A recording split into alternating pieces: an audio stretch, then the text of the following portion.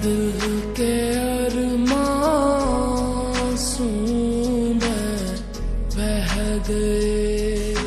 যে ভাই শুনেন, ভাই টাকা পয়সা নাই, তুমি ভিক্ষা টিকা দেবো না।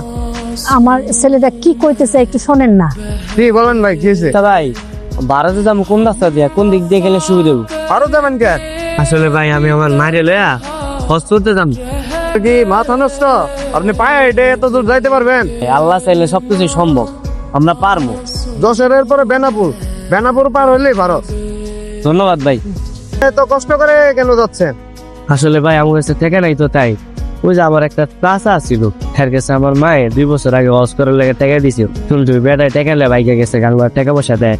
আমরা দুইজনে পথে হাইটাই হজ করতে যাইতেছি। মাশাআল্লাহ, আল্লাহ আপনাদের ইচ্ছা পূরণ করুক।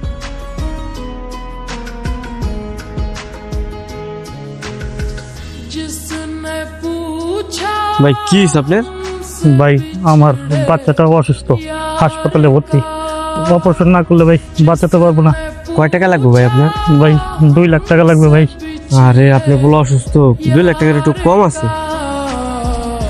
নেন ভাই টাকাটা রাখেন, এটা নিয়ে চিকিৎসা করেন। ধন্যবাদ ভাই।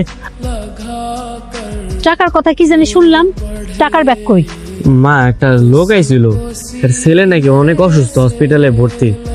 যে টাকা না দিতাম তাহলে এর ছেলে মরে যেত, মানে বাঁচানো যেত না, তাই সব টাকা দিয়ে দিই। হায় আল্লাহ, এটা তুই কি করছস? লোকটা তো মিথ্যা কথা কইতে পারে। মিথ্যা কথা কইব কে? সত্যি কথা কইছে। মিথ্যা কথা কওয়া তো মহাপাপ। এই দুনিয়ায় সব মানুষ যে এক না, এটা তুই জানিস না? কাশেম মন্ডলের কথা ভুলে গেছস? আমার ভুল হয়ে গেছে। আর যাওয়া সম্ভব না, চল বাড়ি ফিরে যাই। আমরা চলো, আমরা যাইতে পারবো। আমার নিয়ত ঠিক থাকলে আল্লাহ একদিন আঙ্গুরে মক্কা পৌঁছাই দিও।